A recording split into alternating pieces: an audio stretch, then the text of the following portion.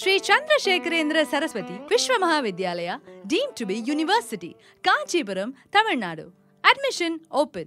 Apply online at www.kanchiuniv.ac.in.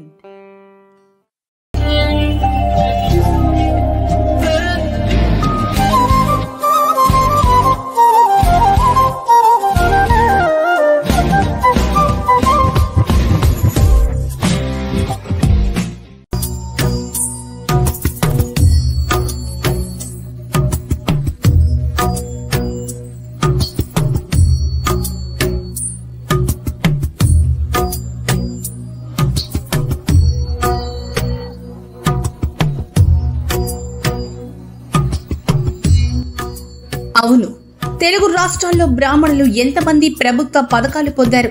లెక్కలు చెప్పగలరా? చెప్పలేరు.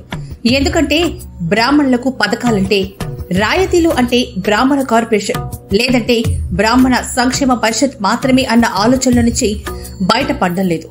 తెలుగు రాష్ట్రాల్లో ఎన్నో రకాల పథకాలు ప్రభుత్వాలు పేదవారి కోసం ప్రకటిస్తూ అందిస్తున్నా వాటిని అందిపుచ్చుకోవడంలో మాత్రం బ్రాహ్మణులు వెనుకబడి ఉన్నారు.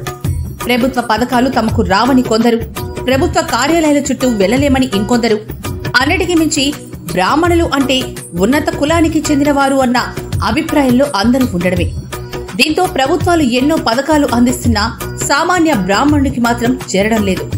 ఇక బ్రాహ్మణ సంఘాలు పెట్టి ఎన్నో కార్యక్రమాలు చేస్తూ సంక్షేమం కోసం పోరాటం చేస్తున్నామంటున్న నాయకులు మాత్రం ప్రభుత్వ పథకాలు సామాన్య బ్రాహ్మణుడికి అందించడంలో విఫలమవుతున్నారు. ప్రభుత్వ స్కీంలు అందరికీ, అందులో బ్రాహ్మణులకు కూడా ఉంటారు.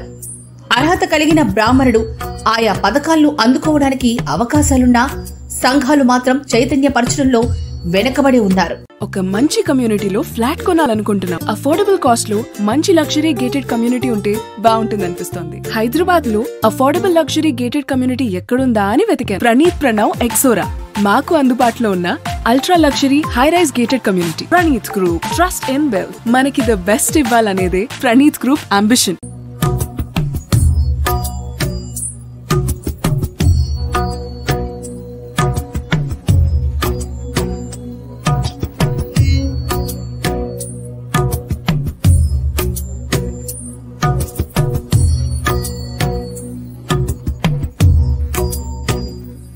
తెలుగు రాష్ట్రాల్లో లక్షలాది బ్రాహ్మణులు ఉండగా అందులో వేలల్లోనే సంపన్నులు, వేలల్లో ఉద్యోగస్తులు, ఇక మిగిలిన వారంతా ప్రైవేటు ఉద్యోగాలు, కష్టం మీద ఆధారపడ్డవారే.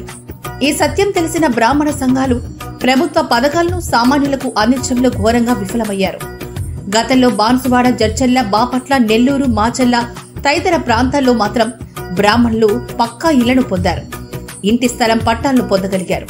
కానీ బ్రాహ్మణులున్న లక్షల్లో చూస్తే లబ్ధిదారులంతా వేళ్ల మీద లెక్కించేంత మాత్రమే. ప్రభుత్వ పథకాలకు దూరమవుతూ సామాన్యులు ఏదీ పొందలేకపోతున్నారు.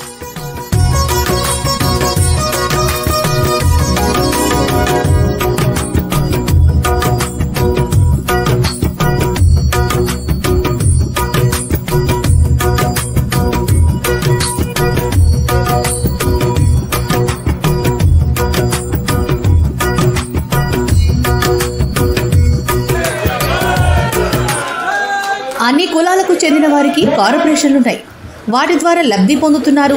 ఆయా కార్పొరేషన్ల ద్వారా కాకుండా ప్రభుత్వం అందించే పథకాలు కూడా పొందేలా ఎన్నో కుల సంఘాలు పోటీ పడుతున్నాయి. సామాన్యులకు అందేలా చేస్తున్నారు. ఇందుకు భిన్నంగా బ్రాహ్మణులు ఎందుకుంటున్నారు?